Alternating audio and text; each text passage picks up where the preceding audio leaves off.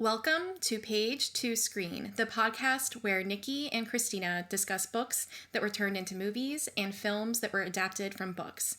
As always, we do remind you that spoilers lay ahead. Now, we invite you to decide with us the age-old question, which is better, the book or the movie? Hey everybody, welcome back to Page to Screen. I hope you have your red lipstick and you've hidden all your wire hangers. Because we're getting into it. Joining, as always, is my favorite Tina, Christina. Tina! How are you feeling today? I am feeling great, Nikki. How are you? I've got my Ajax soap, so I'm ready to get down and dirty with it. Oh my god. Oh, this is going to be a mother of an episode. Oh boy. I mean, oh gosh, there's so much with it that I feel like I do want to just give it a quick trigger warning that we are talking about child abuse and just abusive relationships. So some people might get triggered, and unfortunately there's a lot to laugh about here. Yeah. So hopefully we'll try to keep it a little lighthearted. Yeah, I do. Yeah, that's a good thing to bring up at the top, is that we are not laughing about No. child abuse is no joke. We're not laughing about it, but we are going to laugh a lot in this episode. So, fair warning. Also, while we're talking about it, I just want to say a thank you to my mom. This is our Mother's Day episode, I guess, and thank you Happy Mother's Day. Happy Mother's Day, and thank you. Thanks to both of our moms for not being Joan Crawford. Oh, yay. Well, I guess, why don't you tell the people at home what we're all about this one, Christina? Well, if you haven't figured it out already, we are doing Mommie Dearest, the 1978 memoir and expose written by Christina Crawford, who was the adopted daughter of legendary actress Joan Crawford. The book is a notable memoir and one of the earlier versions of the tell-all book written by someone who was associated with somebody in Hollywood. And it does go into the child abuse and just general abuse allegations against Joan Crawford and the complicated relationship between Christina and Joan.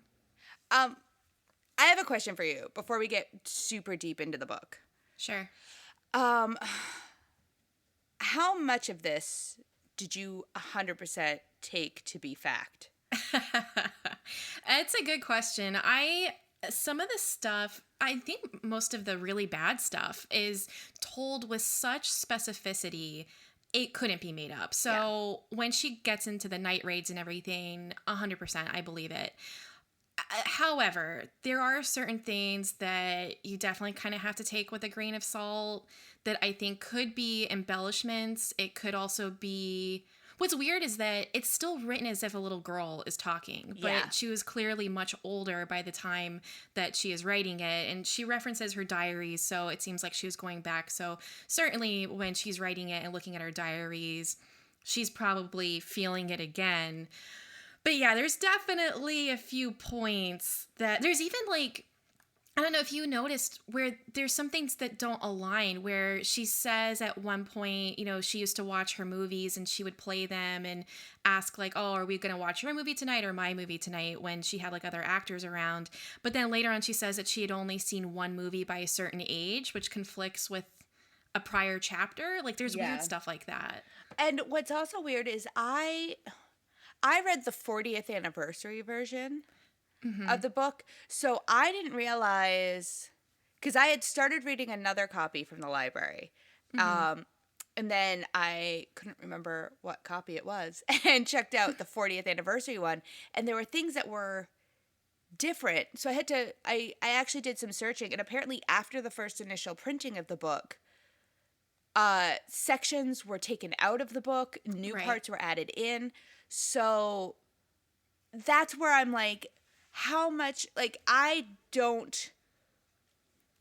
not saying that she made up, like, the stuff that happened to her is just so graphic and so depressing. But then to add new stuff, take some stuff out, it's kind of like, well, what are you trying to get by doing that? I mean, some of the stuff that was added is actually really interesting, like the stories from people in her past, like her old friend wrote a letter and added that in there and Yes. stuff. Yeah, so I have a copy of the book that is older. It is prior to the 40th anniversary edition. Yeah. It's not a first like printing or anything, but it is prior to those changes getting made. So when I was revisiting it for the podcast, I thought it was weird because I was reading the 40th anniversary one and I knew that there was changes, but I was not expecting basically testimonials from all these different people, and like one of them was one of her, I think, teachers, and he's like an attorney. And it's funny because it does that thing that like trolls on the internet do, where when they go to make a comment they have to give like their entire resume as if that makes their opinion matter more. And that's kind of what those people were doing a little bit. So it seems like she knew that she was already getting pushed back, like we'll probably discuss later with Myrna Loy and a lot of the different celebrities, but it's like she needed to feel like she had more proof. So she has these witnesses that show up in the 40th. Yeah, because when the book first came out, it was an instant bestseller. I mean, everybody wanted to know more about Joan Crawford. Like that was Joan Crawford was a celebrity. Everyone wanted to be like Joan Crawford. But she faced a lot of backlash from Hollywood in general. All these people all of a sudden came out of the woodwork and was just like, no. Even Betty Davis. Yeah. Betty Davis her comment about the book is so perfectly scathing. Where she talks about it and then she goes, written by, what's her name? I don't even remember her name. And it's like, I'm sorry. I'm sorry. You cannot be in a feud with a woman your entire career and then be like, I don't know the names of her kids. No, you know everything about her. Don't lie. Betty Davis is so funny. Like, did you see what she said about Faye Dunaway? Oh my God, yes. Which was perfect too, because like I didn't realize that Joan Crawford liked Faye Dunaway. Right. Oh. Well, we'll get into that later, Yeah. But Betty Davis is just so funny. And like Betty Davis was super sharp through the end of her life, but she could definitely read. Like the library was open when she showed up.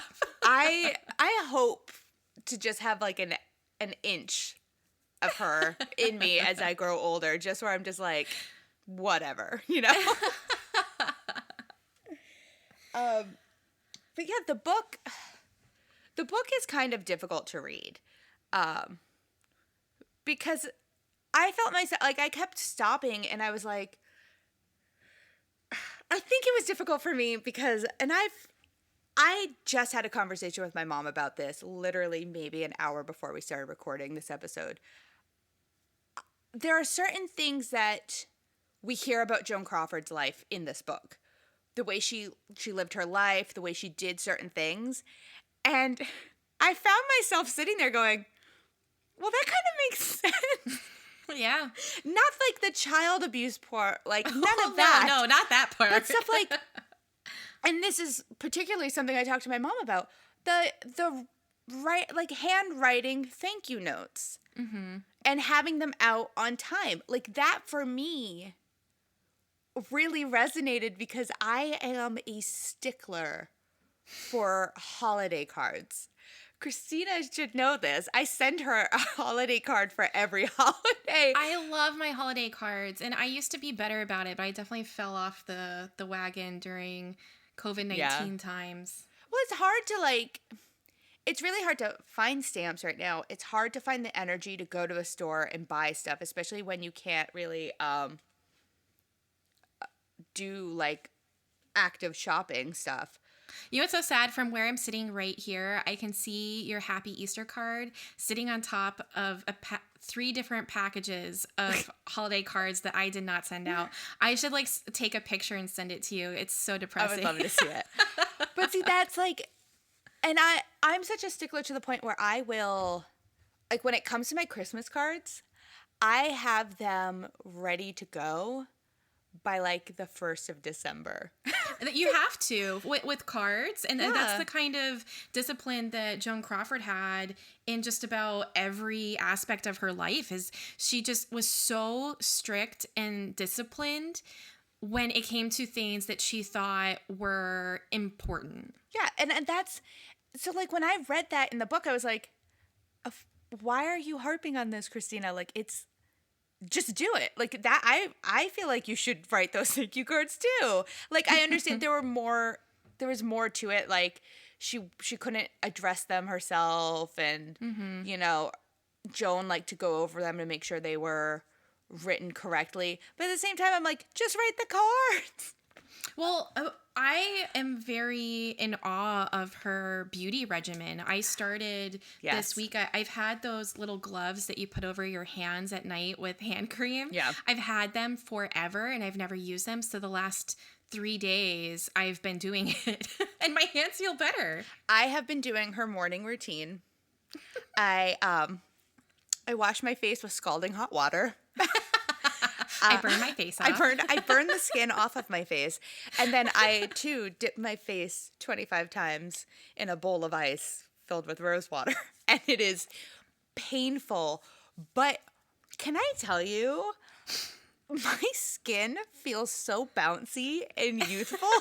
And at first I was like, this is going to be a fun experiment for the podcast. Joan Crawford's crazy. It's going to be nuts. No, she knew what she was doing. Like I've even started modifying it a little bit too. Mm-hmm. Don't tell Joan; she'll get mad at me. I freeze I have those cotton rounds, the reusable cotton rounds, and I dip that in water and spray it with rose water, and I put it in my freezer at night. So it's ready for me in the morning. Instead of dipping my face in a bowl of ice, I rub my face down, and I do it in a very Joan way. I start the coffee. Then I rub my face down all over with ice until the coffee maker beeps and it's done. That's actually really smart because I don't like the idea of bowls or just like dipping my head into the sink. And I also don't like the idea of like splashing everywhere. So that's actually really smart. It's really up to my skincare regimen, which is so, it's so weird to be talking about it like this. Hey guys, we read a book about child abuse and here's some skincare tips. But I've never put lotion on my elbows. I started that this week too. Oh, how do your elbows feel? Are they good? They feel like elbows. Well, it's funny too because I was thinking about, because with Joan Crawford, for anyone who doesn't understand, Joan Crawford would lather herself up in cream. She looked like a glazed donut. You know what I mean? Like full on beauty regimen. And it works. I cannot say this enough. It works. Like if your skin feels greasy when you go to bed at night, you're going to wake up in the morning with the most soft and supple skin. And she used to do this thing with lemons where she would rub halves of lemons on her elbows. I am not rich like a movie star, so I'm not going to buy a bag of lemons and waste them on my elbows. But, you know, when I squeeze a little bit of lemon from an actual lemon into my water, I feel like I'm a princess. Yeah. I don't got money to put it on my elbows, okay? No. But you know what I was thinking? Like, if I had to make something and it called for, like, you know, the juice of a lemon, and I cut the lemon in half and I juice it, I mean, of course, once that juice is gone, maybe I'll just rub it on my elbows a little bit. But not like an everyday thing. I'm not bougie like that. I do want to take a second to kind of explain who Joan Crawford is, because some people might not even understand the magnitude of who she was as a person. She was an actress that, even though she had career setbacks and stumbles, she was acting in films for decades. I mean, 6 or 7 decades? Yeah. She started during the silent era, before talkies, and she's one of the very few actresses that were able to go from the silent era into talkies and still be a huge star. I mean, back when she was in the silent era films, F. Scott Fitzgerald called her like the epitome of the jazz age. She, always played flappers, and which, by the way, one time me and my husband were talking and he accidentally said fapper instead of flapper with the L. So now we call them fappers.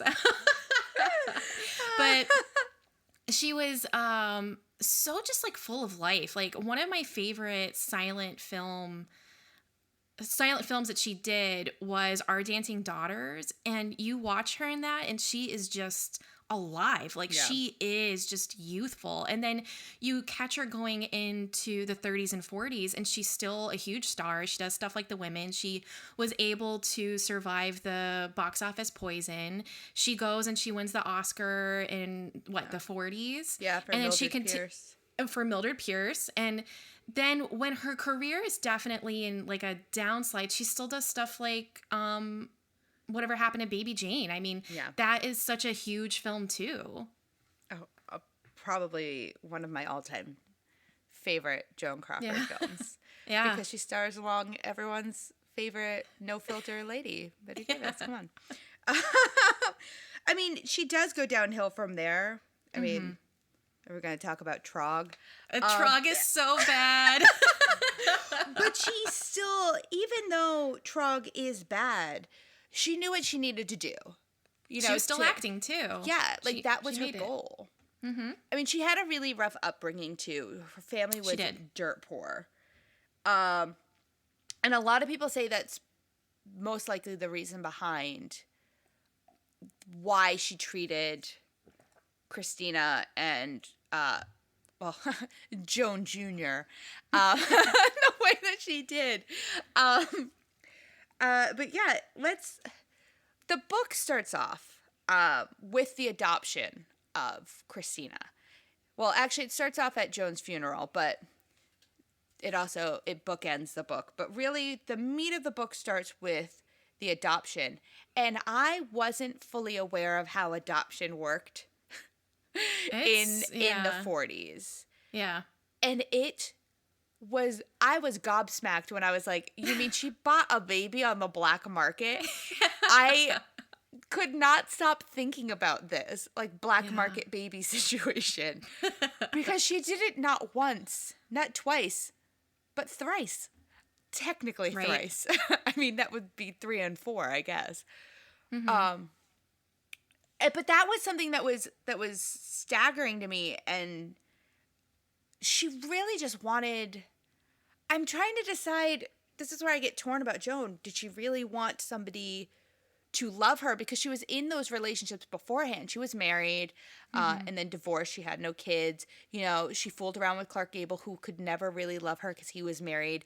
Was she looking for somebody to permanently love her in the way that she wants and thought she needed to be loved? Or was it just a PR stunt to boost her star rating? I think it's a mix. I mean, I do honestly think that she wanted the unconditional love that one gets with a new puppy or a new baby, that they're just staring back at you, and as long as you're treating them well, you're going to get that kind of love. But the minute that they got too old and they were fighting against her, that's when the wheels go off the tracks for all of them. Yeah, well, just for Christopher and Christina, really, is how it comes across. It's how it comes across, but I don't know. Just with the way she was, I'm sure that the twins got some stuff too. Maybe not as bad. Yeah. Well, I'm sure they probably learned too from seeing what happened to Christina and Christopher. Right. And it was a different age too. Mm-hmm. Like they were adopted much, much later down the line. Like Christina was already in the care of the nuns at that point. Yeah. Really. It's crazy. Yeah. For those who are like, wait, what? So Christina has basically this idyllic childhood. She has the best parties with the most famous people there. She is Joan Crawford's daughter. But Joan is very... I almost just said mean. Mean doesn't cover it. She's manipulative. And wants things done a certain way when she wants them done a certain way. And, Christina takes a brunt of that.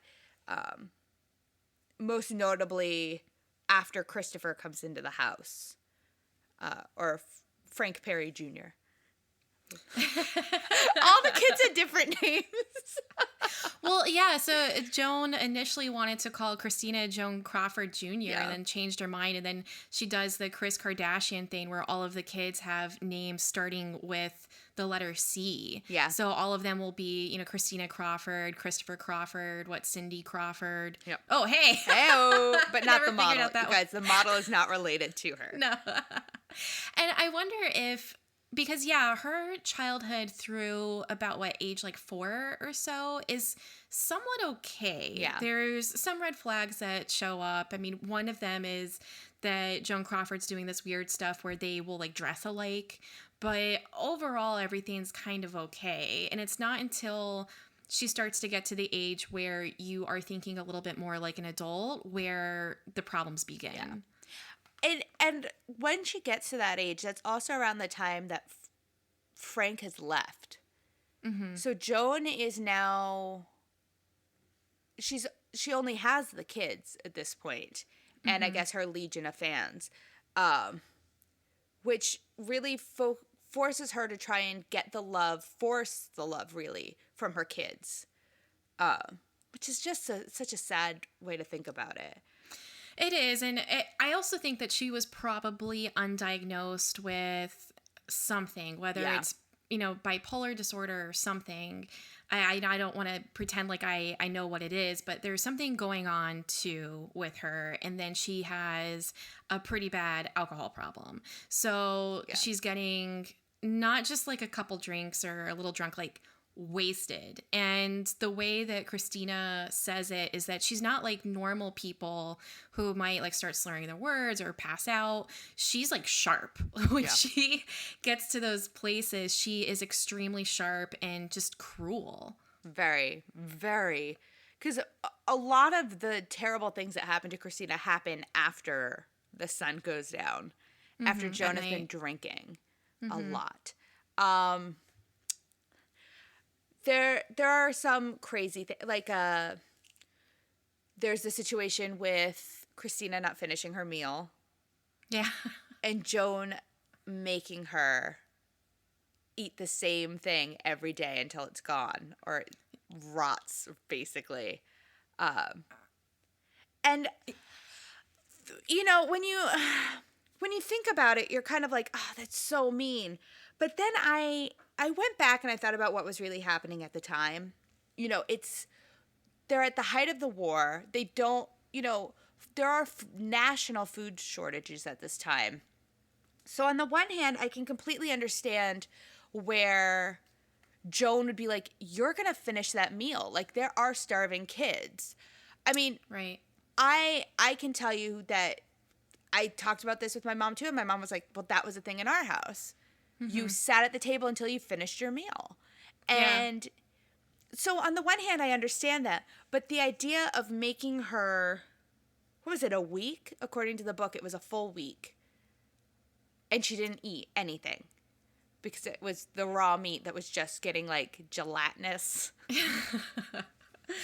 Yeah, I mean, that's the thing with her is that there's the stuff that is clearly abusive, like the night raids and, you know, her taking stuff like physical punishment and the spankings way too far. Yeah. But then there's some stuff that just seems like kind of the stuff that a parent does to a kid who's kind of acting up. And maybe she pushes it a bit too far, but it all starts with something that is kind of known. I mean, I remember I called her my grandmother, but she was like a friend of the family. And she got us McDonald's, but she had this rule that no matter what meal you have to have a fruit or vegetable with it. So she made these like bland ass green beans and I had to eat them before I got my McNuggets.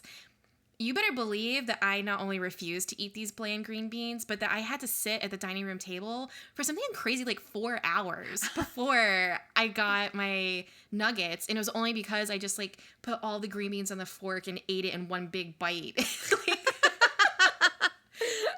And I think think everybody has a story somewhat like that, where you're kind of forced to eat something, whether it's, well, we made that food, you're going to eat it, or something that you just refuse to. But of course, this is Joan Crawford, so she goes really far with it. And then not only does she go far with it, I think Christina Crawford is probably making it a bigger deal. So if she says it's a week, I bet it was like 2 or 3 days. Yeah, I feel like it was more, I feel like the day span is probably more accurate to how it's portrayed in the film versus how it's portrayed in the book. Because in the book, she's literally like on a week-long hunger strike. Yeah. And I'm trying, like, I was reading it, I was trying to think, like, as an 8-year-old kid, yeah, there were, there's stuff that you don't want to eat.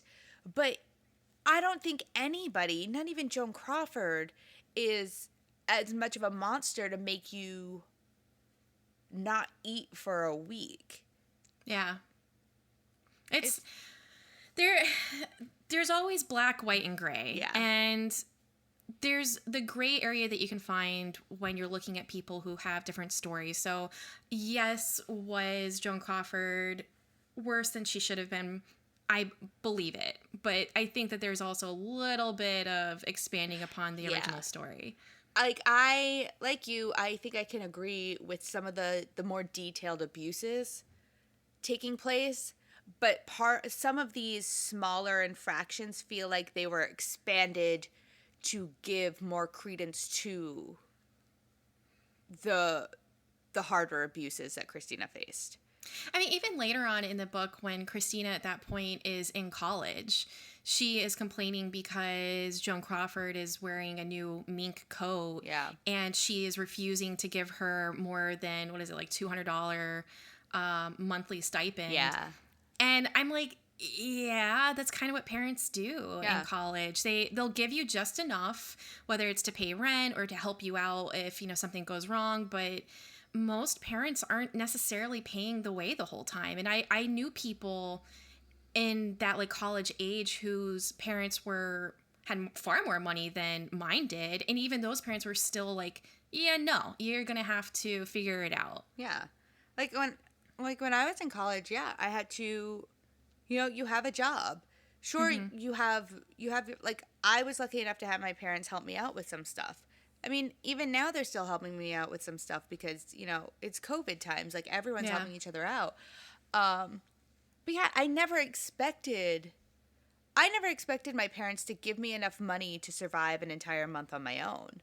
That was never a thing that I expected them to ever do me. So when Christina's writing about how it's almost like she expected it because of the kids who are around her at boarding school and at college, I was like, I can't jive with this. You know what I mean? Like, I don't, it's not something that rings a bell to me. It's not something that is grounded in my own reality. I guess maybe because I'm not a kid of a celebrity. In my mind, I am. My mom's a celebrity. Aww. She's going to listen to this and be like, ugh.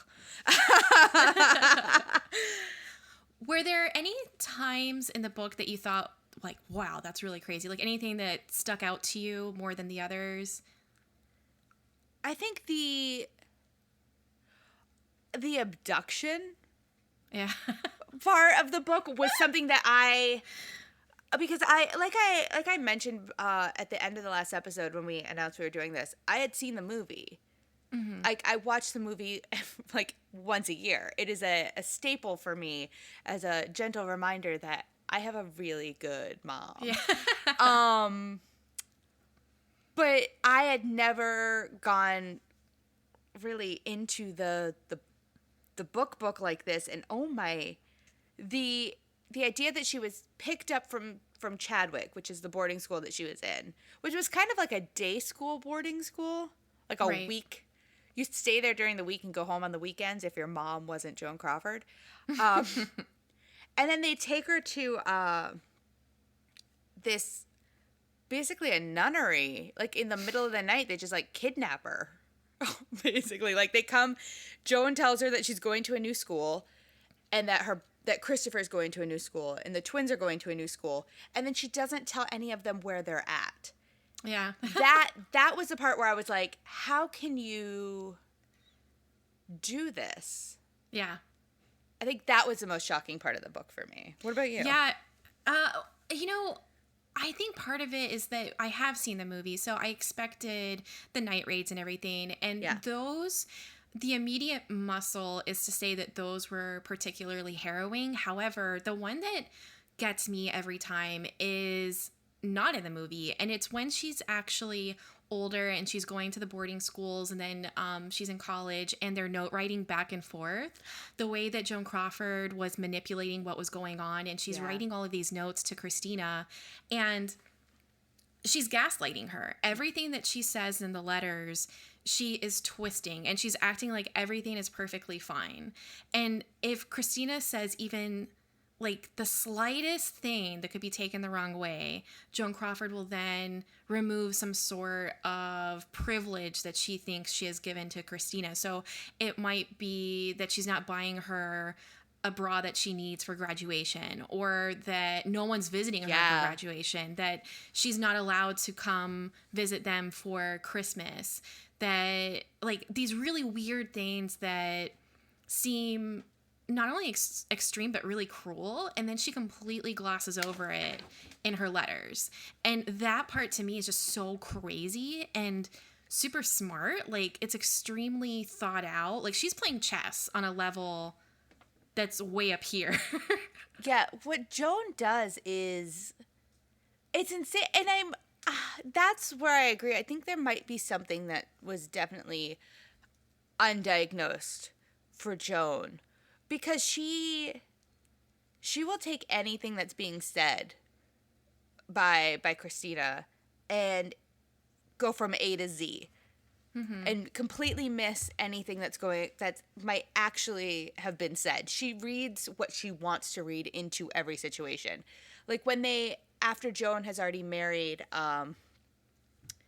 Daddy, the Pepsi man, and Mr. Steele, and they're on that vacation, and Christina goes in to wish them goodnight, and Joan flips out and is like, "Don't throw yourself at my husband." And it's like, Christina's like, what, like 16, 17 years old at this time? I think she's younger than that, isn't she? I think she might be, because she's still at, because she hadn't graduated high school yet. Yeah. She was still in the weird nunnery. And it, like, those are the things where I was just like, what is Joan doing? Yeah.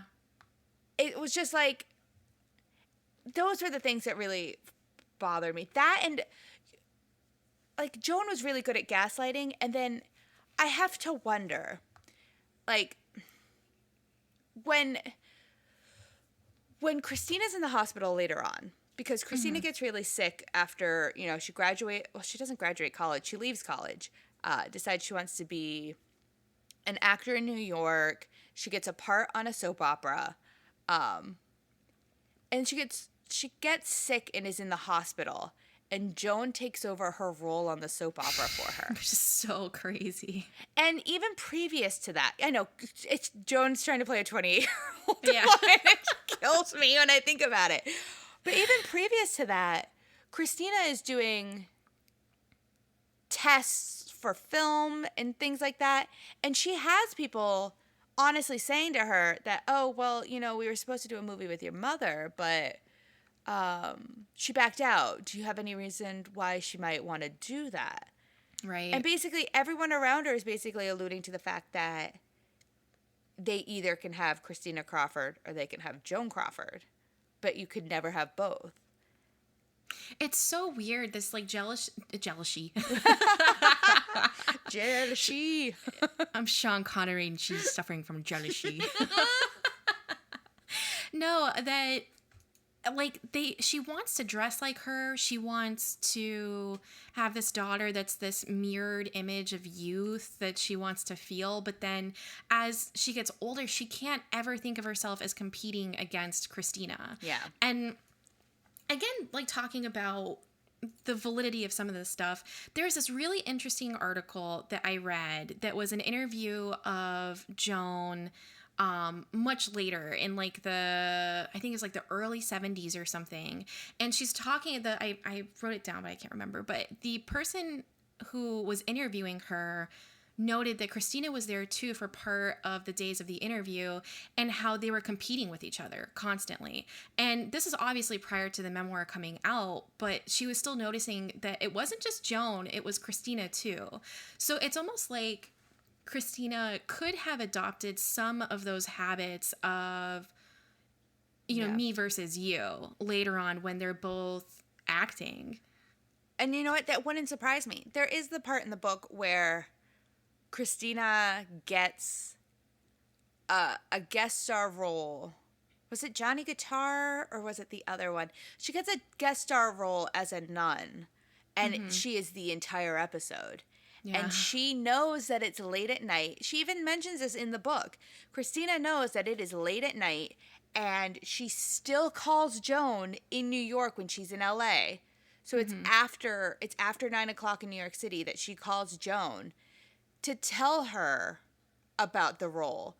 And that's when Joan kicks her out of the house and makes her have to find her own place. And later on, Christina has lunch with a family friend who's like, yeah, your mom called us and told us that you were bragging to her about getting this role. And that makes sense, knowing that they did an article together and even the reporter saw that there was some competition. I would not be surprised if the way Christina wrote in the book that thing happened isn't exactly how it happened. I wouldn't be surprised if Christina was like, guess what? I'm sure everyone out there has that one friend who, who's always kind of like, oh, I couldn't, well, okay, let me tell you. You know what I mean? Like, yeah.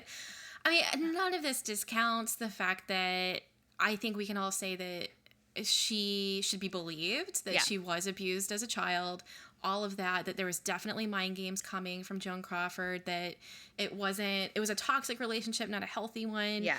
But still, there's like certain things where it's like, I can kind of see what happened here though. Like, yeah, I take a lot of that with a grain of salt. Yeah, especially as she gets older. When she's older and she is in her late teens, then within her 20s, that's really where I kind of put my eyeglasses on, like, for real. Like, there's one part when they're all in New York together and she only has $1 for her transportation home, but then she like gives the dollar to a hanger-on of Joan Crawford with the expectation that Joan or Mr. Steele, Daddy will give her the dollar for her to get home, and then instead they just leave, and she takes that as, Joan knew what she was doing. But the funny thing about it is that her description of her walking home is just so melodramatic. She says that the wind was howling. Yeah, it started to snow and she was in heels. I'm like, hi, I live in New York. Yeah, I've walked in heels in the snow. It sucks, but it ain't that bad.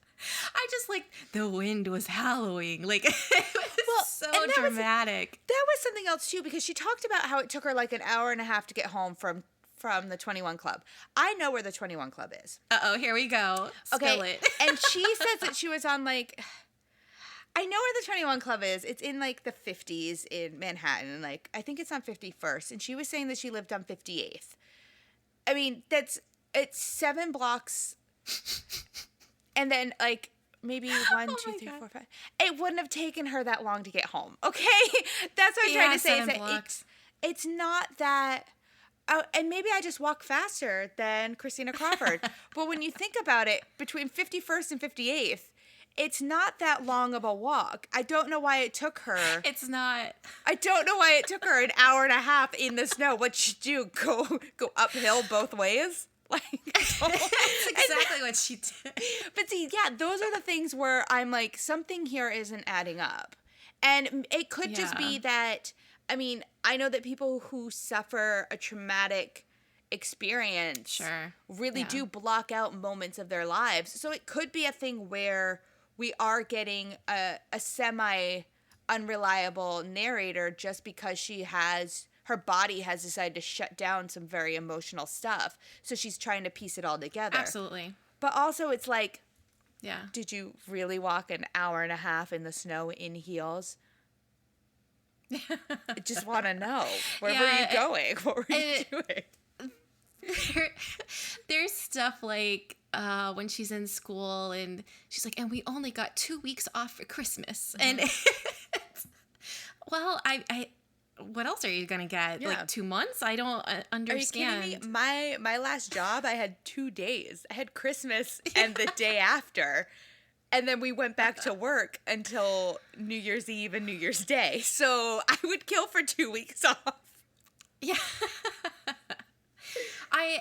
Some of the things that I thought were just really crazy that Joan did, and there are some things I caught this time around that I didn't catch the first time. And one of them is just how disassociated Joan was from real life. And I think that her coping mechanism was to try and pretend that she was in a movie constantly. So she was always performing, always acting. And that's where, when real life, a kid is being a kid, broke through that fantasy that she had going on in her head, is when she snapped and was just a monster, just horrible. It's like all of that rage and sadness came out, and that's when she starts doing the awful things to her kids. But some of the really weird things that I caught were like, Christina says that Joan forces her to wear overalls to school, and she didn't understand why she had to wear these stupid overalls. After I read this and I rewatched the movie, I threw on Mildred Pierce because it's been a hot minute since I last saw it, and I was like, I'm just going to throw this on in the background while I do some research. In that movie, okay, her daughter is wearing overalls. And then I was like, oh my God, wait a minute, but this is a movie trope where the kids in these old movies, you know, they've got the freckles and they might be missing a tooth or something, and they're wearing overalls. It was like a very old school little kid thing. You might as well be like the Little Rascals or something. So it's like, and I remember in a different Joan Crawford biography that I read, that the guy was detailing how she would have specific outfits. So she had a specific outfit for letter writing, and it was her letter writing outfit. Then she would have one of those like glamour gowns for putting on her makeup. So every time that she's wearing something, she's, in her mind, she's performing. Are we So now weird. that I think of, like, thinking about that and how she would have Christina in overalls and go about her day with Christina in overalls, are we certain that Joan was not just maybe the greatest method actress of our time? Like, now, like, I'm thinking about it while you're saying it, and I'm like, well, what's more method than getting, you know, the kids in your life to look like the kids that you're going to be interacting with on screen? Because that's also the character of Mildred Pierce. Oh, yeah. Oh, yeah. Is Joan. But that's around the time. That's around the time that Joan, in Christina's book, that's around the time that Joan really gets heavily into vodka. So Yeah. are we sure that, I'm wondering, because that's really when a lot of the abuse started, was around this time period. You know, Frank Perry had left and she was doing Mildred Pierce. Are we sure that it wasn't just a product of that as well? But some of her, and this is where the book is a little muddy. This is where, because of the way that she tells it, it's not even like in a linear fashion. Like, she kind of jumps around a little bit. But, I mean, it is mostly linear, but she'll have certain chapters that address subject matter rather than like in a timeline, you know what I mean? Yeah, So I didn't sometimes like that. it is a little weird. Yeah. Yeah, I'm surprised. I think that if it came out nowadays, an editor would probably correct that and put it in more of a timeline order. But she talks about the whole rule with Joan not getting up before, like, what is it, 11:30?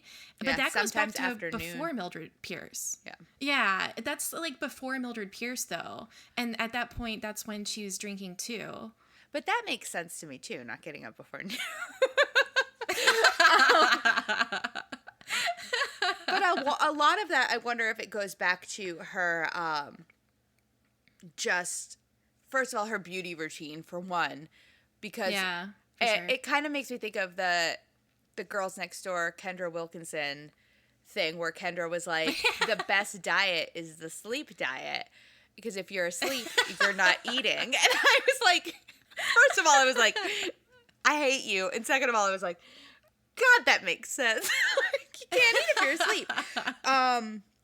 But I mean, I think the film really shows this too, is that Joan was also getting to the studios really late at night and doing a lot of like overnight stuff. So was that something that played into it that Christina just kind of omitted from the book? Was that, because she was constantly, because the kids were being put to bed by the nannies, you know, they were oftentimes in bed before Joan even came home from the studios.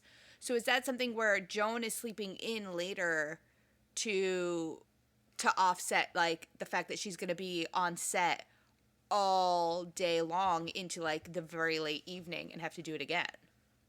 Yeah, that's certainly possible. Even, I mean, with the Hollywood lifestyle, she's having to go to late dinner parties or something, and then offsetting it with sleeping in. Yeah, because that's something that, I mean, I wish there was a little bit more. I appreciate everything that Christina writes in this book and gives us all this information about what it was like to live with her mom. But I think what we also needed was just a little bit more of a backstory about Joan right off the bat to give us like, and I realize that Christina probably doesn't have a lot of that information because Joan didn't share, according to Christina anyways, Joan didn't share a lot about her past with her when she got old enough to understand it. When I first read this, it was a few years ago. I want to say probably like 2015 or 2016. And I, on Etsy, found this one shop that had a bunch of old used books. And what's always kind of sad is a lot of times it's older people dying. So they had both, the same shop had both the Joan Crawford biography and Mommie Dearest. So I was like, oh, some little old lady like read these. And now I get to be the old lady.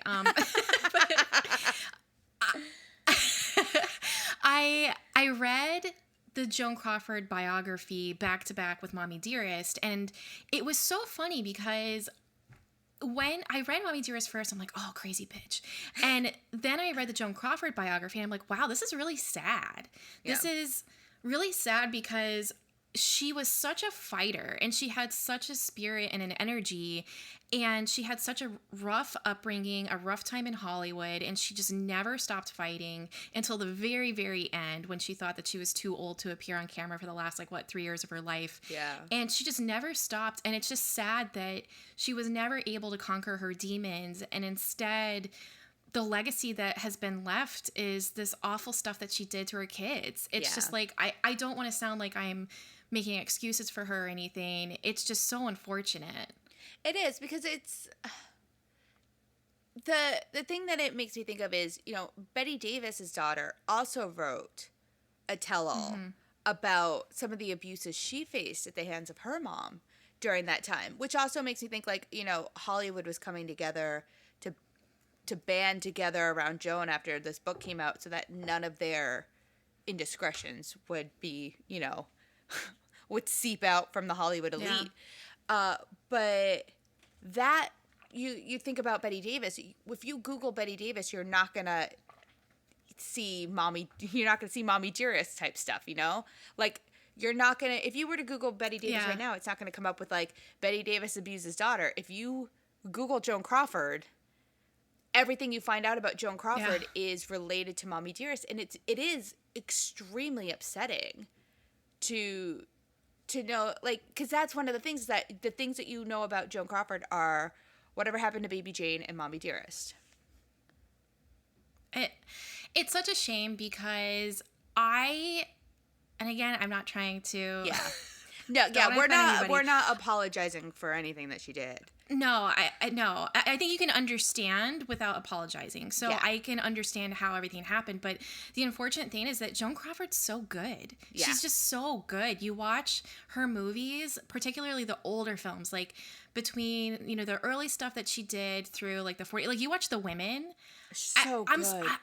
I love her. She is magnetic. Like, there's so good. There's something about her on screen that you cannot take your eyes off of this woman. Yeah. It's like the Judy Garland thing where it's like, if Judy's in a room, your eyes go straight to Judy Garland. You know what I mean?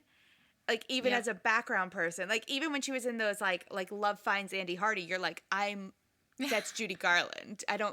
Shut up, Mickey Rooney. It's Judy Garland. I feel like Joan Crawford has that same energy on film where you're just like, you zero in on this. Yeah.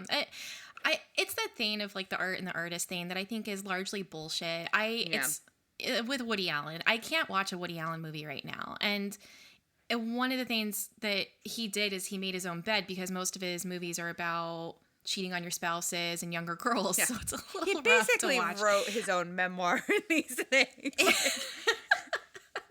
I cannot watch Manhattan probably ever again in my life.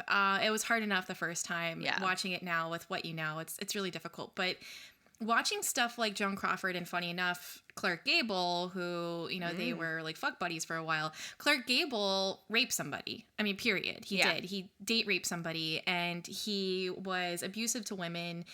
And I don't know if it's the fact that they're dead. I don't know if it's the fact that they're characters on screen are not necessarily who they were behind the scenes, that I can kind of compartmentalize certain things, but it's complicated. Yeah. Well, isn't it like wasn't Bing Crosby also a really crappy dad? But these are but I do wonder if it has a lot to do with the fact that they are no longer in the social, you know, conscience, you know, like out of sight, out of mind situation. Because we didn't have tabloids then like we do now. If we had like a TMZ or, you know, People magazine and stuff like that invading the privacy of these homes and these people, I'm sure we would uncover a whole lot more. Like, there's so many skeletons buried in their victory gardens, you know what I mean? But we didn't. So we only had what the publicity department of the studios would tell us, and that's all we had to believe. We read photo play, and it was like, look at this beautiful family. We didn't realize how terrible, like, the acid that was just spewing through the veins of some of these people. And it's funny that so many people came out after this book to say that Christina was lying. Yeah. And here's the thing. It doesn't matter how well you think you know somebody. You don't know shit. And yes, I think that we've learned a lot over the years. And I mean, just think about the tragedy of Chadwick Boseman. He was suffering from cancer for years and nobody knew. And it doesn't matter how well you think you know someone. If you're working with them, you can't be Myrna Loy and say that Christina's lying. You just can't. You have no idea what her truth is. The people who I work with on a day-to-day basis don't know what I'm like when I go home. Mm-hmm. You know, they are, you know, people, you get a face value look and then you have the other, you know? So yeah, I can understand, like, the justification of wanting to stand up for your friend, but they were your work friend, you know? They weren't your family, you know? They weren't someone you lived with. Yeah, there's one thing I meant to mention. I almost forgot. There's been rumors about Joan Crawford being gay throughout the years, and I completely forgot it was in this book until this time around. But one of the like nurses, the live-in nurses that was living with Joan Crawford, had to leave, and she was actually a fan, and she left. And then later on, Christina was talking to her why, and she says that Joan Crawford hit on her. Yeah. And to think that perhaps she was gay or bisexual, and she was also suppressing that this whole time, I mean, that kind of gives another look at it too. Yeah, you have a full other not a justification for her actions, but another thing to really dissect about Joan and why she might have done and acted out the way that she did. Yeah. And that's sad. Do you think, this isn't in the book, but there's certain like red flag warning signs around Christina? And like I said, she doesn't say it, but do you think that it's possible that maybe one of either Joan's husbands or one of the guys that she was with, that they were all called them uncles whenever she had a new guy around, like maybe abused Christina in a different way? Because she like has this experience with a boy when she's only 11. Yeah. And then she kind of has some guy problems throughout, and she's like constantly dating. And I don't know. I just got like a weird vibe. And because this came out in the 70s, even though she was trying to be more honest about her life with Joan, I still think that to this day, women don't want to say if they've been sexually assaulted in some way. And I kind of got that vibe. Yeah. Well, and especially you don't want to say it if it's someone who's so high up in the career path that you once chose for yourself. You know, you don't want to point fingers at main celebrities who are still, you know, out there working, especially when you no longer have the funds to defend it. There is a weird moment with, I think it was Frank Perry who spanked her in the pool house, and the way she described it was kind of off-putting. But I also wonder if she saw Joan more with these uncles. And because she was supposed to be a miniature Joan, you know, she was dressing like Joan. She was, you know, living the life with Joan. You know, she was filling out the fan mail. She was doing all these things, and I wonder if that also played into some of her mindset where it was like, well, I am Joan. What would Joan do? So on the one hand, she could have been sexually assaulted by somebody. I mean, I don't want to put anything out there that's like defamatory about anybody or anything like that, because she doesn't claim to be. But I mean, on the other hand, it could just be her seeing the pattern that Joan does on her day-to-day basis and getting that into her head. Yeah, because I'm not saying that that's what happened. I was just curious because I was just like, this is kind of feeling weird because, when he has to spank her, he does it in like a special way. And I was like, oh, this is creepy. Yeah. Yeah. She describes it in a way that gave me the willies, you know, where I was just like, after I read, well, it was something like the way it was written made me want to put the book down and take a minute because I was like, I don't feel comfortable being in this room with the two of you right now. You know what I mean? Like that sort of situation. Yeah. And, you know, you mentioned like her wanting to be kind of like Joan. One of the saddest parts is that they did have a connection and they did have, you know, they were working on more of like a friendship, especially later on in the book when she's acting and whatnot, where even though Joan is complaining about sending her the stipend for the month, she is always sending her 2 tickets for the newest show on Broadway. Yeah. And then they'll talk about it. And in her letters, Joan mentions like, oh, I can't wait to talk with you about this. So it was kind of like Joan was excited when Christina got to be a little bit more adult and they had this same love for acting in the theater and the craft of it. And then like when Christina's in trouble at certain times, the person she calls is Joan Crawford. I mean, she they always did calls have her mom, yeah. It's heartbreaking. It is. I felt really bad because you get towards the end of the book and they do have this great bond, this great friendship. And I mean, Christina is showing up at events for her mom, like she's doing all these things, and then it just falls apart. Yeah. And you know, after reading the book and doing a lot more research on it, there is, you know, because at the end you find out that Joan left Christina and Christopher nothing in their will. Oh, in her will. It's not their wills. They're not dead. Ghost vengeance. Oh, it's a message from the future. You get nothing. Joan leaves them nothing in her will, and in her will she does say, and you know why. Which I cannot wait until someone has to read my will and I'm like, first of all, I'm poor, so no one's getting anything. But I'm going to make it sound like I was real rich and nobody got nothing. But it's, after, you know, researching a little bit more about the time period of the book, people said that Joan knew that Christina was writing this book. Do you think that's why? It's possible. It's very possible. And I do think that possibly Christina was writing this before Joan's death for one reason only. The entire letter that she sends Joan at the end of the book. It is like it is, to quote Friends, 8 pages, front and back. It is basically, it is very long. And it is a very emotionally filled letter. And all I kept thinking was, how did you remember everything that you wrote in that letter? Well, I mean, let's think about this. Okay, Joan Crawford dies May 10th, 1977. Yeah. The book is published October 2nd, 1978. That's a pretty fast turnaround. Yeah. To have an editor and a publishing house and everything. Yeah, she was definitely, I think Joan knew. Yeah.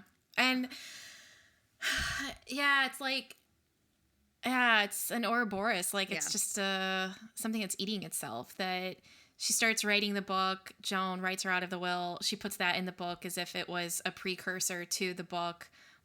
I mean, geez. But this goes into the, I think they were both kind of playing with each other a bit. Yeah. I agree. There is still so much about this book that is so, like, it boggles the mind. Like, when Joan and Daddy Steele buy an apartment that has 8 rooms and turn it into a 2-bedroom apartment on Fifth Avenue, killed me. Died laughing. And that it was like, the whole bit when she gets together with Steele and they go on that crazy vacation and tour, like, throughout Europe. Europe. When they go through Europe. Okay, Goofy. A yuck. A yuck?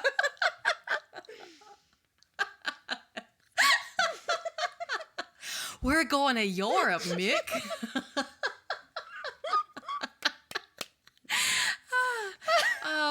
When they...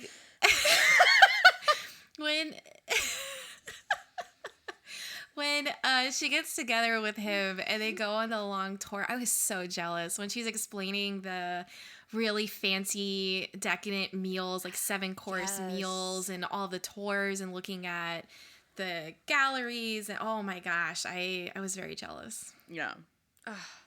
She gets to do, they did a lot. I mean, when Joan cared, But, I mean, I think, like, once again, it's just sad, and it's so weird to go from the heaviness of this book to what people see on screen. The movie version of Mommie Dearest, you can really only describe it as a cult classic now. Yeah, it's a 1981, directed by Frank Perry, and very famous for starring Faye Dunaway as Joan Crawford. Oh, Faye Dunaway. That is a whole episode right there. It's just her in this movie. My God. I don't know why I just said it like that. My God. The movie is crazy because it feels like a made-for-TV film. Yes. And it feels like very weird because it's cheap but not cheap. Like, they have the sets and the costumes and it feels different locations. Like, it does. I as I've mentioned earlier, I watch this movie a lot, and I don't know if I watch it because it's good. It is entertaining, but it's one of those things where it's like, if it's your first time watching the movie and you blink in between certain scenes, all of a sudden Christina's really old and you're like, wait, what? Because it's where we discussed with the book not being like super linear, the film tries very hard to be, but also omits so much that you get to the end, you're kind of like, wait a minute, wait, what happened again? Because it does not. I'm gonna jump to one of the questions that we ask at the end of the episode. This is not a direct page to screen adaptation in my mind. Yeah. Just because of the fact that it's so muddled. The film version's just like everything condensed into one. Yeah, it's really weird, some of the choices that they make, because Faye Dunaway in this movie, her performance is just so crazy big. And it's so weird because she is eerie at times with how close she is to Joan Crawford.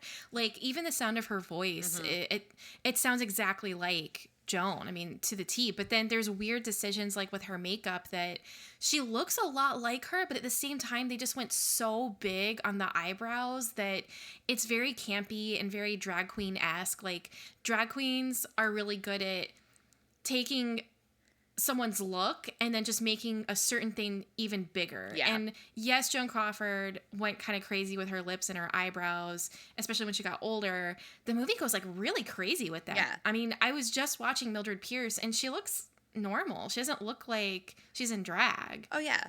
When you look at Joan, and that's the thing I think too that really is something that is definitely missing from this film, is that Joan Crawford wasn't always just like cold and withdrawn either. Like, even if you listen to some of the old audio recordings of Joan just talking, doing interviews and stuff, like when she was on the radio programs, especially at Christmas and things, she's warm. Mm-hmm. You know, she has this warmth to her that Faye Dunaway did not give her at all. And she's just normal. She's like a mom, you know? It's just yeah, It's weird because Faye Dunaway is really good at times, but then she gets like Nicolas Cage energy at other times. Oh my God. Yes. And like, as absolutely horrible as the night raid scene is with the no wire hangers and the Ajax soap, I laugh at that part because it's just so crazy. It's so funny. And like, at the end of that scene, Christina says, "Jesus Christ." Oh my God, it's the best. It is the best line read. It really is. And I mean, that little girl actress, I think, did really good. Yeah. But her response of Jesus Christ, like, that is exactly what the audience is going through. That kills me because it's said in such a way, because Faye Dunaway doing this Joan thing is literally like, she's just like, da, da, da, da, da, da, da, what? And it goes 0 to 60. Freak out. I've, like, every massive freak out you've ever seen in your life rolled into one. And then afterwards, what did she say? She's like, clean up this mess. It's like, well, how? Figure it out. And it's like, oh, Jesus Christ. Like, I can't. It's so crazy. And I like Faye Dunaway. I mean, and you see like Faye Dunaway really like making some choices and stuff like Chinatown. I mean, the girl makes choices, okay? And you've seen her in like crazy get-ups and stuff, but there's something about this movie that she is just so much. And even Christina Crawford said that it was a bit much. And she said, what did she say? Oh, what? Mother didn't deserve that. So even she says that this is too much. It's too much. Well, I found it surprising that Christina wrote the original screenplay for the film, and they were like, nope. But I thought I read that it was her husband who also worked on the film. Christina Crawford's husband worked on the film. Mm-hmm. So at what point are you like, as a husband, like if Jesse were working on a film that I wrote about my mom, I would expect him to be like, so let's talk about this scene here. This is how it's going to be. Oh, you don't like that? Okay, let's change it up a little bit. But there was also a give and take because Joan Crawford, Faye Dunaway was dating, she was dating the other guy who worked on the film at the time before she married him. And Yeah. she was like, you got to fight for me. You got to do. So I understand there was probably a lot of back and forth on that. But how these two people came together and gave us this film, I will never understand. Because this could only have been birthed from like a hive mind of me, you, and every drag queen we've ever met. It's the only way. Throw some John Waters in there too, because there's no way this was made and these two guys were like brilliant. It's so confusing because in the night raid scene when she's going after that Ajax, and there's like a part with her because she's got this ridiculous makeup on, she's got the ridiculous white like splotchy like cold cream on her face, and her hair looks all crazy, and she's walking and her like leg comes out of the robe and she looks kind of hot in a weird way. It's just so confusing. The sexualization of Joan Crawford in this film is slightly troublesome because there's also a scene, and let me tell you, I love this part of the movie. It is something that I'm sure everybody has done at one point after seeing it. There's a part where Christina... The leg. Yes. Christina's bringing up one of her new uncles upstairs, and Joan is upstairs in her room with her leg right up against her face, like stretching it really high up. Like I'm in my 30s. I can't stretch that high anymore. And Joan Crawford is like, it's sticky straight up, like a rocket. And it is beautiful. Like, this leg is gorgeous. You're looking at it like, oh my God. I felt like that kid in A Christmas Story. Like, I want to like rub my hand down the leg because it is a work of art. And then he walks in the room and she's just like, hello. And I'm like, what? What is happening? How do I get my legs to do that? Did you ever see the movie Torch Song that Joan Crawford did? Mm-hmm. Okay, that movie's nuts because she's like, what, like 50 something, I think? Yes. And she is like, she's super skinny. Her legs look great. She's doing like all these like dance choreography things. And I don't know, she's so good in that. And it feels like all of that energy within that movie is condensed into that one like 15-second moment of Faye Dunaway holding up her leg and looking into the mirror. It very much is like the Silence of the Lambs, like, I'd fuck me. Like, yeah. It's like, it's in that moment. Like, I think what that moment is good for is, as a viewer, you're like, oh, hey, girl. And then like, upon watching it more and more, you realize how much Joan really loves herself. And honestly, listen, I am not apologizing for anything Joan Crawford has done. But if I had the audacity to love myself as much as Joan Crawford loves her leg up in the air, maybe I would feel better about my day-to-day self. Hey, you don't ask to be a narcissist. Listen, I just want a little bit. I just want to drink a little bit of whatever water she's drinking. It's probably rose water. I just want to drop. We haven't even, there's something I want to talk about. You said that there's something you wanted to talk about, and I wonder if it's the same outfit. Okay. Do you want to go first?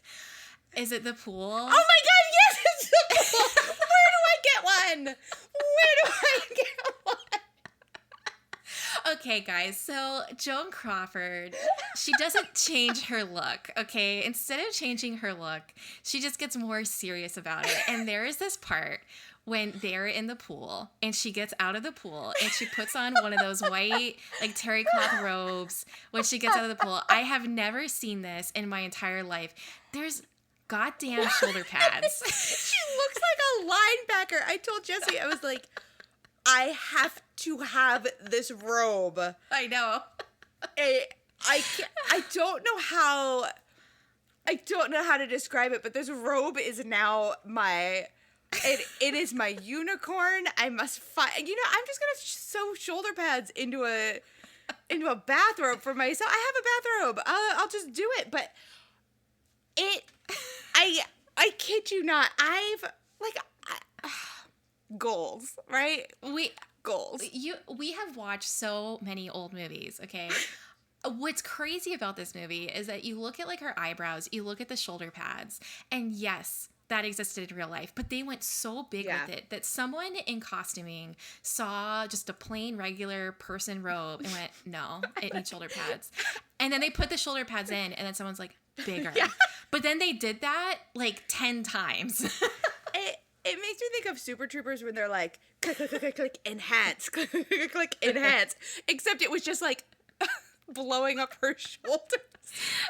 I have to have one. I'm gonna make them for us. Like, it is. I'm so glad that this is the one for you too, because I know. I have been dying to talk to somebody about this bathrobe. I also love that you called it a bathrobe for regular people. A regular people's bathrobe. Joan it. Like, It's what's weird is that you think about, like, okay, you know how you see, I don't know, for some reason now, like, every celebrity is running out of my head. Lizzo. Okay. Lizzo, you see her and she's all done up in music videos and she's done up on the red carpet and she looks great. But then you'll see her like out on some boat hanging out with friends and she looks somewhat normal, like a normal person with a hat on and she's drinking something. Okay. Then there's celebrities like Dita Von Teese. Dita Von Teese is never not Dita Von Teese. Yeah.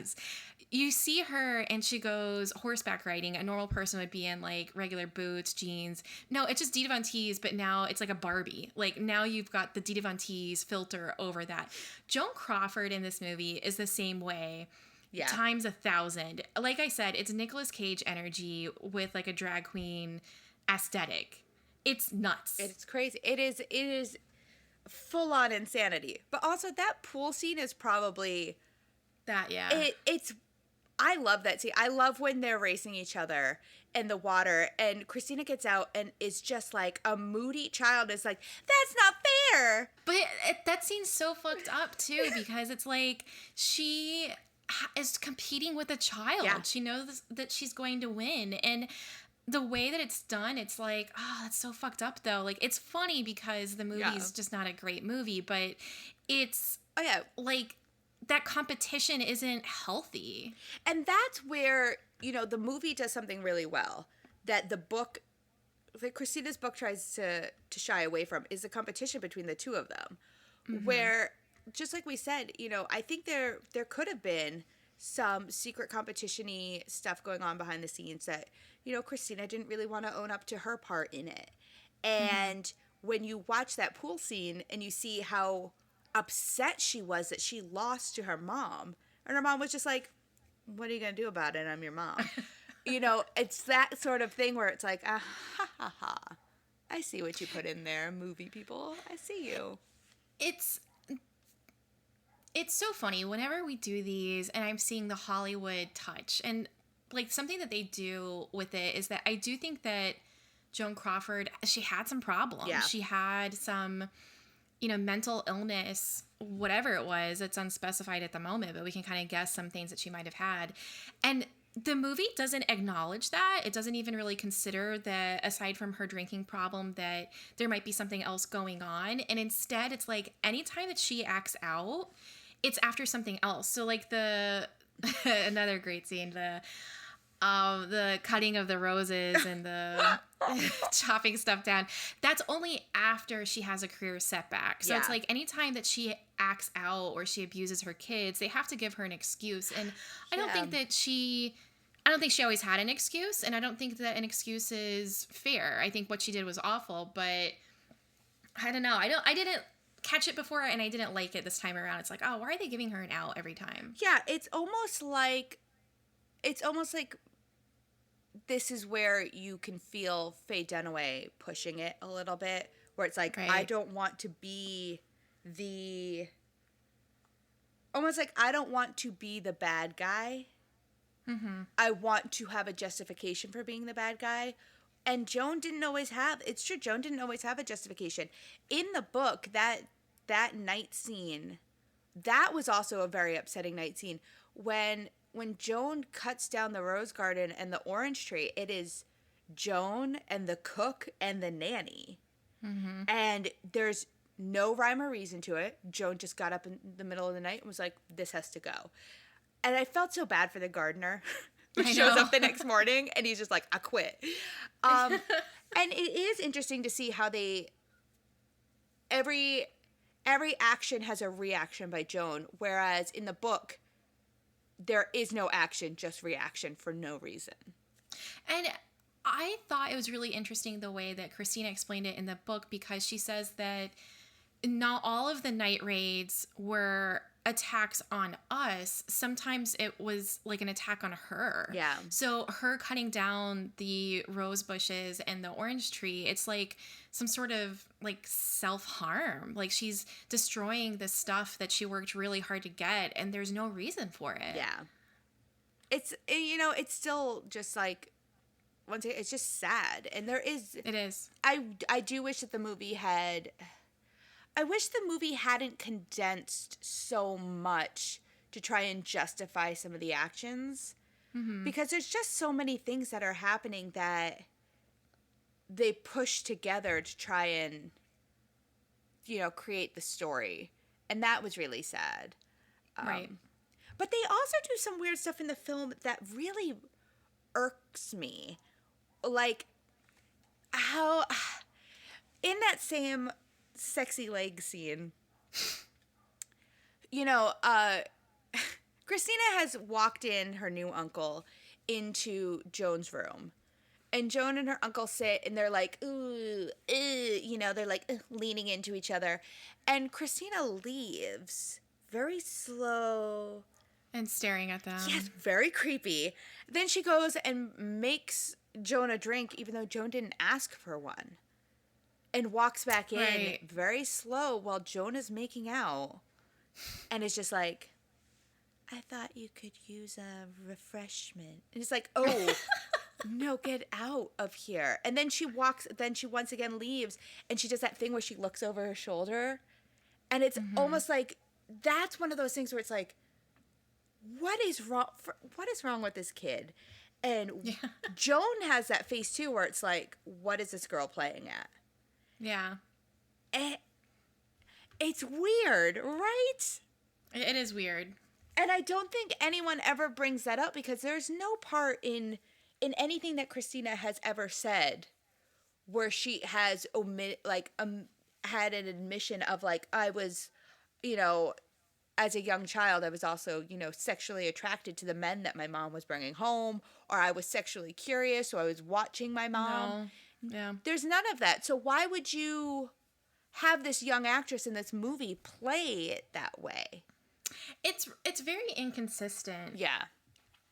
Because like you feel really bad for her, and the scene where Joan Crawford like chokes her out, which Oh my God. her eyes are like fucking like bananas. Like it's nuts. But she goes to like choke her out, and she's about to kill her, and you're clearly like supposed to be on Christina's side, but then like moments where she's staring at her and her new uncle, and then even at the ending when she finds out about the will, and she says, and Christopher says, she always had to have the last word, and she says, does she? And then it's like this tight shot of her face. It shows her as being very calculated. Yeah. It's weird. As an audience member, you're not too sure where you're supposed to land. Those are things that really bug me about it. And the fact that they omit everything basically after she leaves high school. Like, even while she's in high school, they cut out a lot of the fact that she made friends with some of these nuns. They cut out the entire trip to Europe. They cut out the twins. Right. Like, there's a lot of stuff that, really had a deeper understanding between Joan and Christina that is just gone. Like, almost all of Christina's time in New York is just dissolved. I think I would love to read Christina's original treatment and original screenplay for what she thought would have been filmed. I think that I want to understand what she thought was going to be on screen.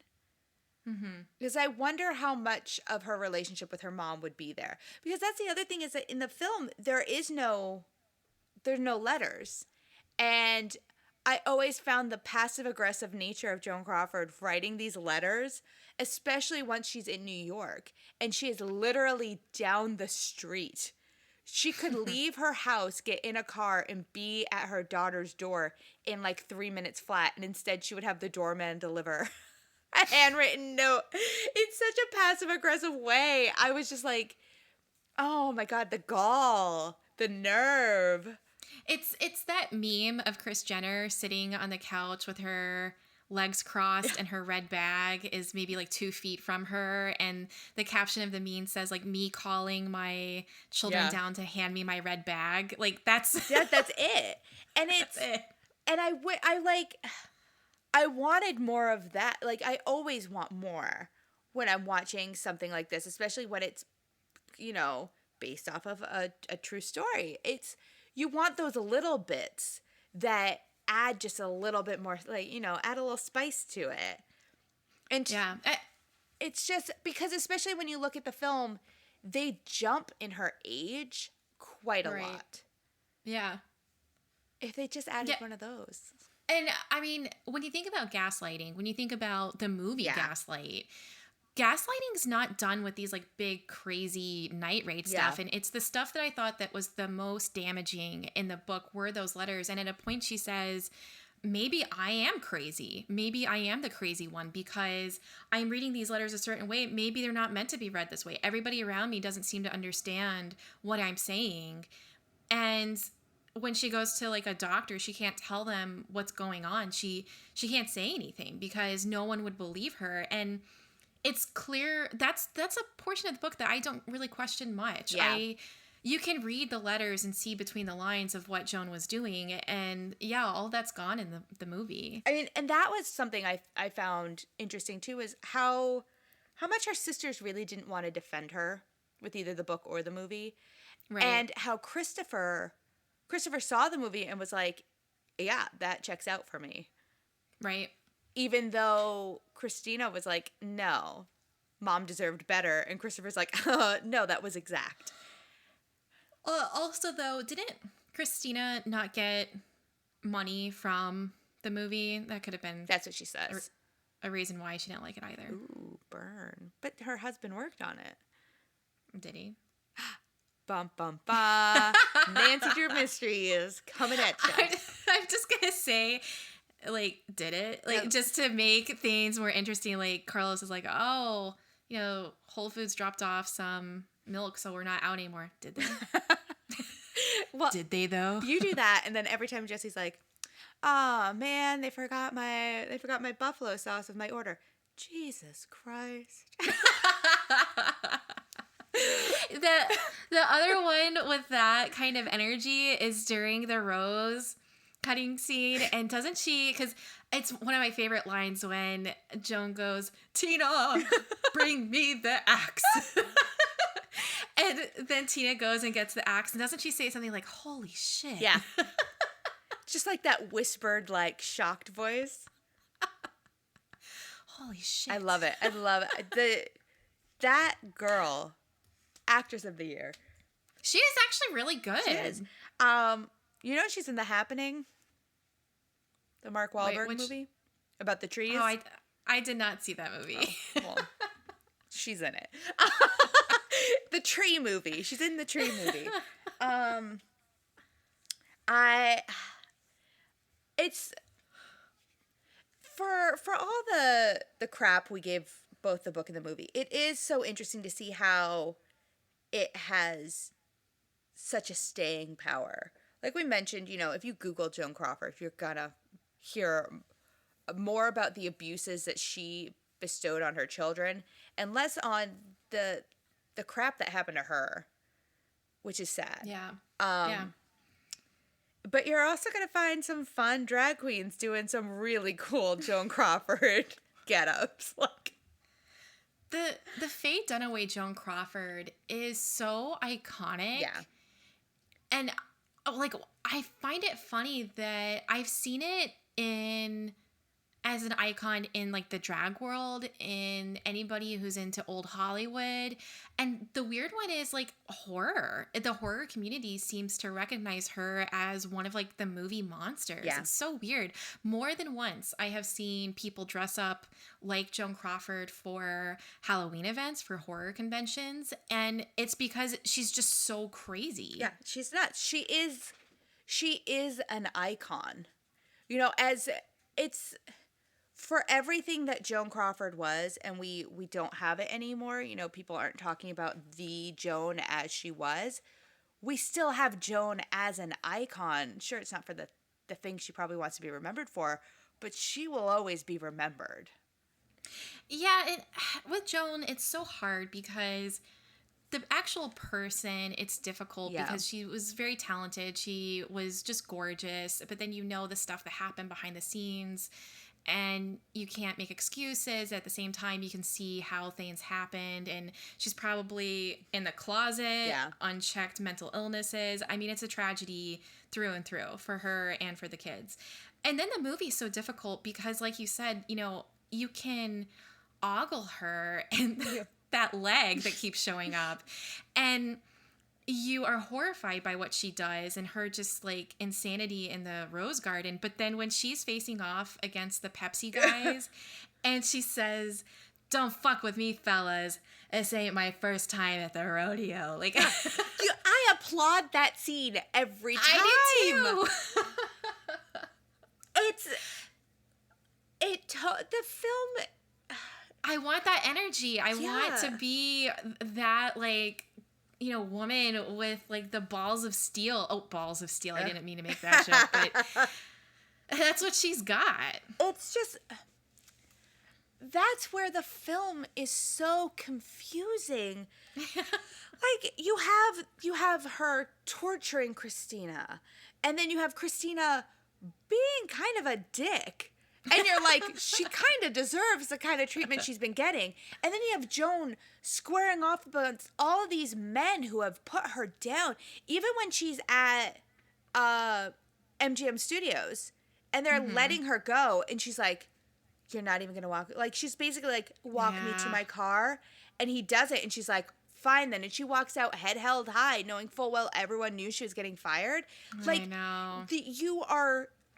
It is one of those things. I feel like I was gaslit by this film because now I'm like, do I support Joan? Yes. But do I support her treatment of Christina? No. So am I supporting Christina? Well, no, because she kind of acted like a dick just then. But then Joan was also a dick just then. I don't know. I am lost and confused. And now Christina is older again. I don't know. Like, it takes a lot out of you. Guys, we're tired. We need nap time now. Oh my God. I need a vodka. Are you kidding me? Straight up. Tina! Bring me the vodka. Like, you know what? If I didn't love my dog well enough, okay, I have brown hair, and one of like my dreams would be to do like Joan Crawford get up and then take Grayson and like, because he's blonde. My dog Grayson is blonde. So like maybe curl his hair and he's my Tina, like get a little pink dress for her. I love it. Tina. And see, that's the sort of cultural thing. Like, I think this film, like, I don't know so much about the book, you know, having the lasting power. Because, like I said, like, we've already discussed, you know, you take some of it with a grain of salt. Some of that stuff might be, like, the hands-on abuse, where, you know, definitely it's hard to read. You feel it. But this film is so ground into our lexicon that I don't think you could ever hear the words Tina and not afterwards want to say, "Bring me the axe." Yeah. It is, I don't want to call it a laugh riot, but there are some things where they clearly, I'm just trying to figure out, were they trying to really toe the line and not make Jonah as bad as she was so that Hollywood wouldn't be upset with them? Right. or did they just not understand how to really put the negative on film? When she picks up Tina from school, and then they're talking about the liquor store. Oh, I should have known you'd know where to find the booze and the boys. And that part is the exact same line from the book. And in the book, it's not funny. No. Like, when that happens, you feel so much of what Christina's going through in that moment, where no matter what she says, it's going to be turned against her. And it's not funny at all. No. When you read the book, like, that part is very serious. But in the movie, it's so funny. Well, also, in the book with that scene, that's something else that the movie doesn't really cover, is Joan's so alcoholic that she doesn't drive herself anywhere. Somebody else is driving in that scene. So you're also feeling this secondhand embarrassment at the hand of Joan, because Joan is saying this very private, very rude thing to her, like, 11-year-old child in front of another person, who then never stood up for Christina and was like, yeah, I heard her say these awful things to her. You know? Just imagine being that guy. There's this cute little 11-year-old in your car, and you hear that conversation, like, holy shit. It's just like, it doesn't fit. You know what I mean? Like, it's just so bad. Yeah. But, like, that's where the movie gets it wrong, is that they really make it out like everything was just between the two of them, but Joan was always on and was always with people.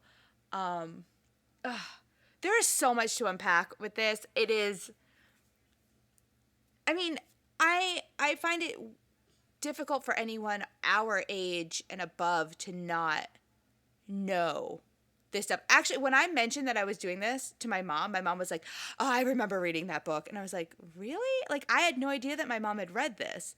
I didn't realize that this was such a, I don't know, like, do you know anyone else who have read the book? Yeah, I know a few people. It's for some reason, it doesn't seem like the type of book my mom would want to read. But, I mean, like I said earlier, my Nana did make my mom sit at the table until she finished her meal, so I don't, maybe there's, I don't know. I always wanted to build, like, a little Hollywood library with some of the more, like, notable ones, and the holy grails that I wanted were Hollywood Babylon, like a copy of that, and Mommie Dearest. And when I got my hands on this copy, I was so excited, just because it's such a, I don't know, it's just such a special part of that kind of memorabilia, you know? And I don't know. It's a whole thing. Yeah. I know. It's, reading the book and watching the movie, it's kind of like the Fame horror thing, you know, where we definitely want a glimpse into that life, but once you have it, I mean, this is it, you know? Like, does it really affect how you felt about that person beforehand, or? Right. And it's a landmark for biopics. Yeah. Because before Mommie Dearest, most of the biopics that you saw, it's, you know, William Powell, and he is, you know, everybody's, like, favorite guy. Like, they always gloss over everything. Everything's super condensed, and the person that the lead is playing is always likable. And then Mommie Dearest happens. And so now you've got movies that either completely glorify whoever is the subject matter, or they want to go and get really dirty into the details of, you know, drug use or whatever it is. Yeah. And this is just, like, how not to do a biopic. This is everything. Everything. The tone is wrong. Director is wrong. The lighting is bad in those scenes. Welcome to Biopic 101. Just don't do this. Yeah.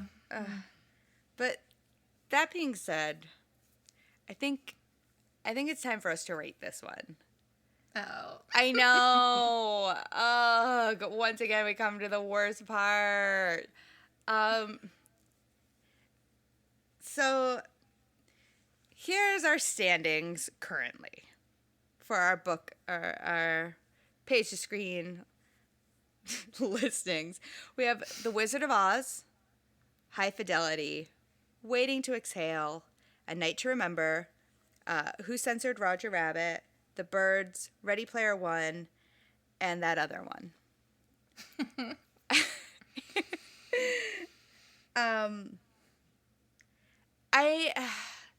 This one's difficult. Like, just because it is culturally significant. And the movie just makes me laugh. I think I know where I would put it. Where would you put it? I would put it above Ready Player One. Yeah. Right below The Birds? Yeah. Yeah. It feels like a safe space for it. Because The Birds as a short story and the movie, both are very good. Like, they're just good.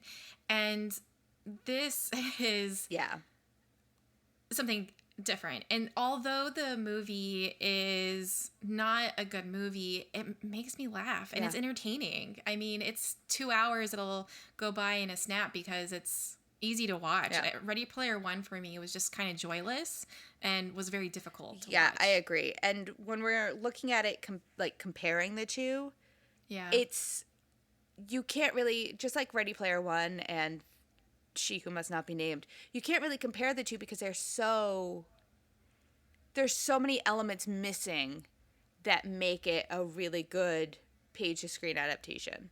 Our updated standings are Wizard of Oz, High Fidelity, Waiting to Exhale, A Night to Remember, Who Censored Roger Rabbit, The Birds, Mommie Dearest, Ready Player One, and that other one.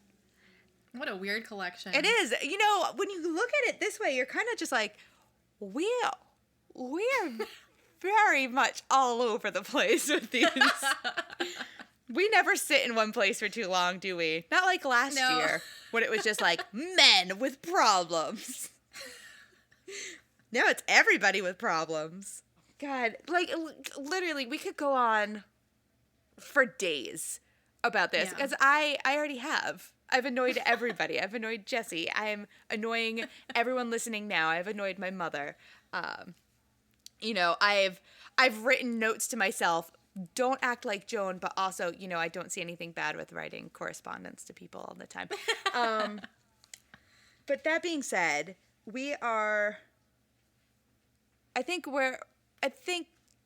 we've discussed every mothering detail.